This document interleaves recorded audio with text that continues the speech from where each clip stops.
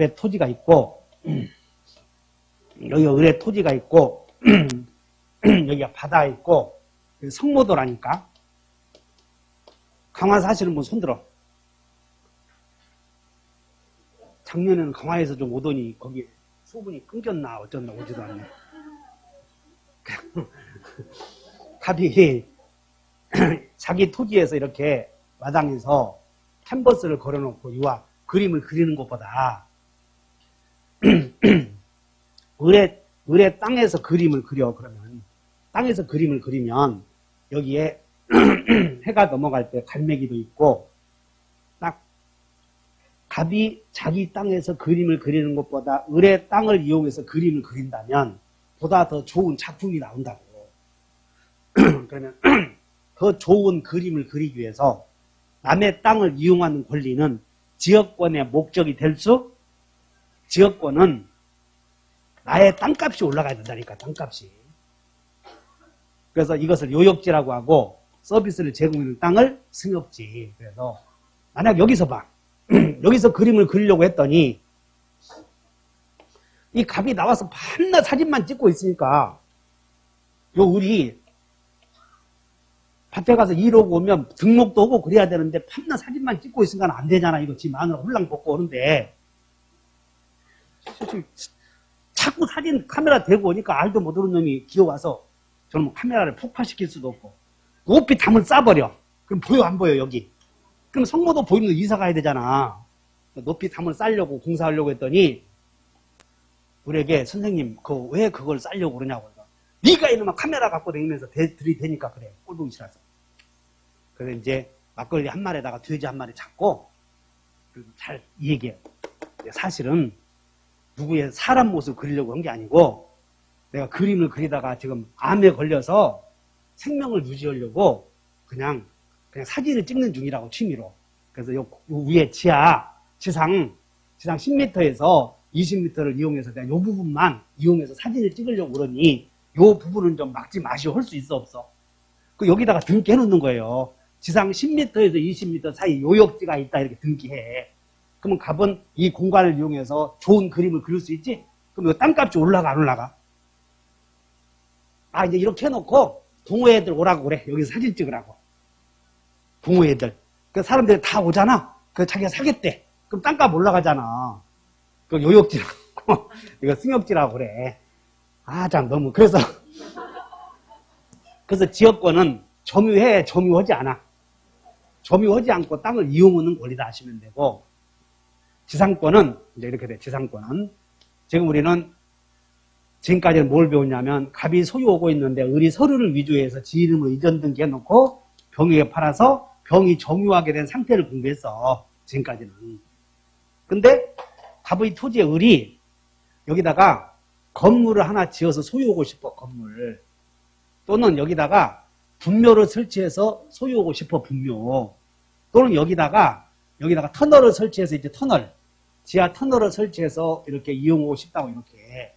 또는 여기다가 공인중개사의 서울대학 검단 새로운 박물관 광고탑을 하나 설치해서 사진을 하나 넣으려고 그랬는데 누가 사진 좋겠냐 그러더니 강의 올해 수석한 사람 있잖아. 우리 학생 어디 있어? 학생 저기 있지? 맞지? 저 합격하면 200 주기로 했어. 고등학생인데. 그래서 그 사진을 올리려고 그래. 그 사진. 200 주고 초상권. 고등학교 1학년임에도 불구하고 탁월한 민법 선생님 덕분에 합격했다. 그리고 유튜브에 올리잖아. 그러면 그것만 갖고 해도 돈 벌어도 200 이외에 막 돈이 엄청 나온다. 그래서 광고탑을 설치해서 소유하려고 남의 땅을 이용하는 권리를 따라서 지상권이라고 그래. 또는 나무를 하나 심어서 소유하려고. 또는 여기다가는 초가집 지어서 초가집 지어서 소유하려고. 그럼 여기서 을이 이런 남의 땅을 빌려서 이런 건물을 소유하려고 빌려 쓰는 권리를 지상권이라고 하는데, 이 중에서 터널, 분묘, 여기는 철근 콘크리트 건물, 수목, 여기는 분묘 이렇게 있어. 광고탑. 어느 것이 존속기간이 제일 길어야 되겠어, 아무래도. 존속기간이. 그래서 여러분들 책에 지상권 배우는데 69페이지를 봐. 자, 요약집 69페이지에 지상권 나오나? 거기에 기간을 한번 봐, 기간. 기간에는, 최장 기간에는 제한이 없어. 여기서 이런 기간에는, 이 지금 갑과 을 사이에 계약을, 병과 지상권 설정 계약을 할 때, 존속 기간을, 최장 기간을 500년으로 하냐, 마냐, 이런 제한이 없다는 거예요. 그러므로 네가 살아있는 동안 평생 써도 된다, 이렇게 영구로 정할 수도 있어. 영구로.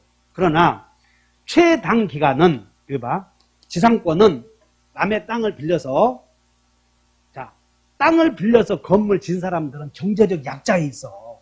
그래서 땅을 빌려서 건물을 지었는데 뭐 그 건물의 사용 가치가 마르고 닳도록 써먹어야지, 뭐 한 10년 후에 나가라고 하면 건물 진다고 하는데 문제가 있잖아. 그래서 지상권은 최단 기간을 보장해주고 있어, 보장. 그럼 보장한다 그 말은 넘어야 된다 그런 뜻이야, 이렇게. 넘어야 돼, 넘지 않아야 돼. 넘지 않아야 된다 그러면 최단 기간을 제한한다고 그래. 근데 이거는 넘어야 한다 그랬으니까 거기에 뭐라고 되냐면 최단 기간에, 거기에 최단 기간은 에어보다 30년, 15년, 5년을 보장으로 바꿔, 보장. 이렇게. 그럼 여기서 이제 이렇게 돼.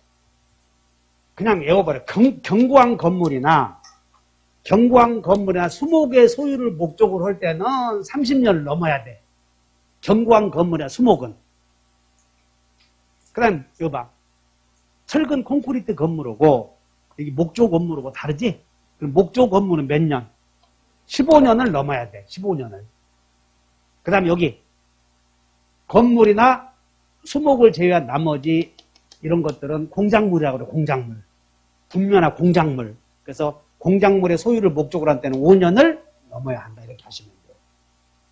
그래서 에어보다 30년, 15년, 5년. 그래서 지상권은 몇 년을 넘어야 한다고?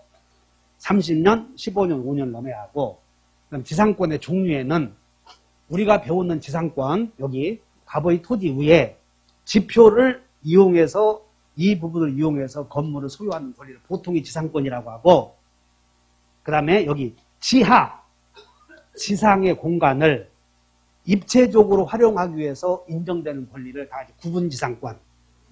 근데 여기다 구분지상권은, 보통의 지상권은 수목의 소유를 목적으로 성립할 수 있는데, 구분지상권은 지하에다가 나무 심을 수 없잖아.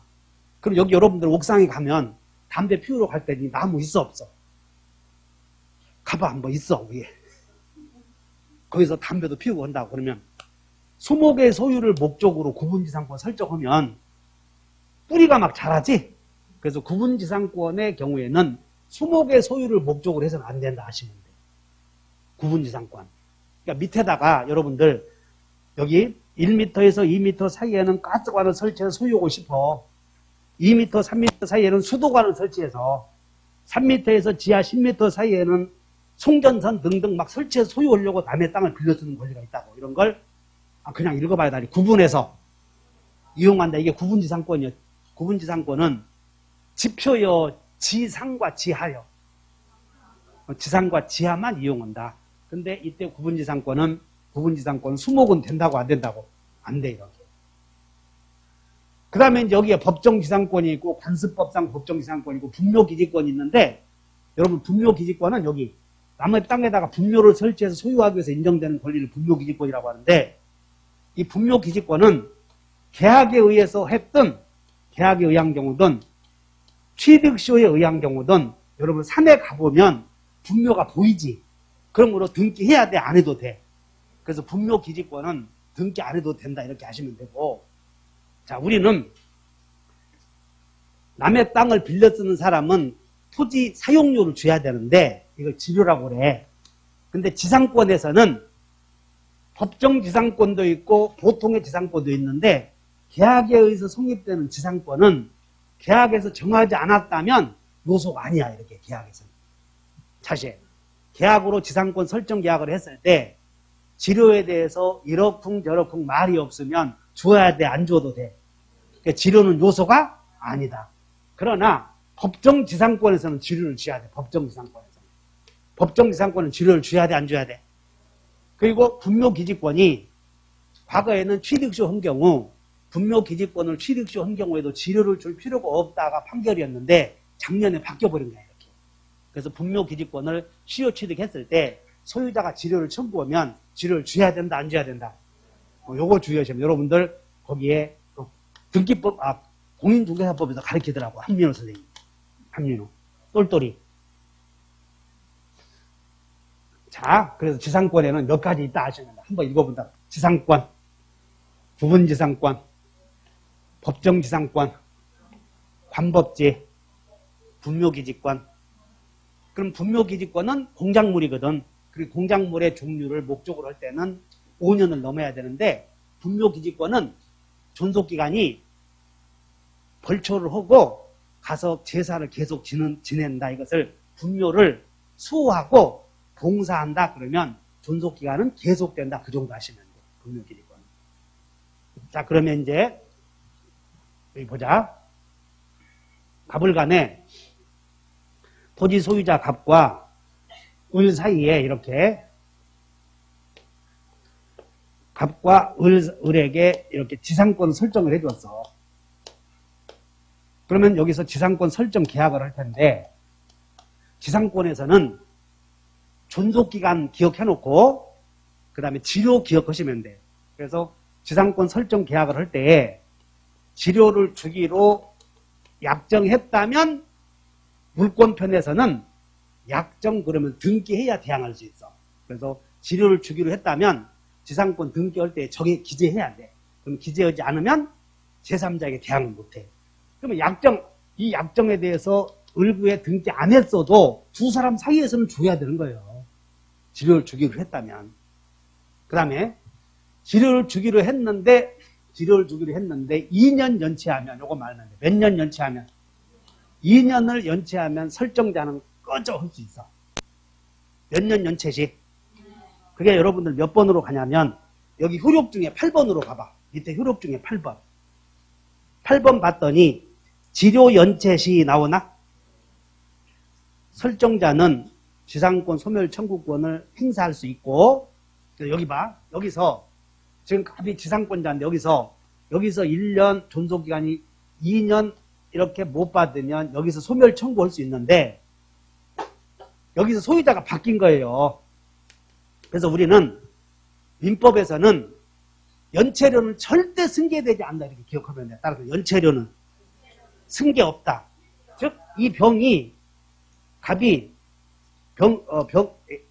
병이 갑으로부터 토지를 여기서 샀을 때 갑의 을에 대한 연체 기간 1년이었고 자기가 소유권 취득한 때부터 또 1년 연체했다면 합해서 2년 아니야.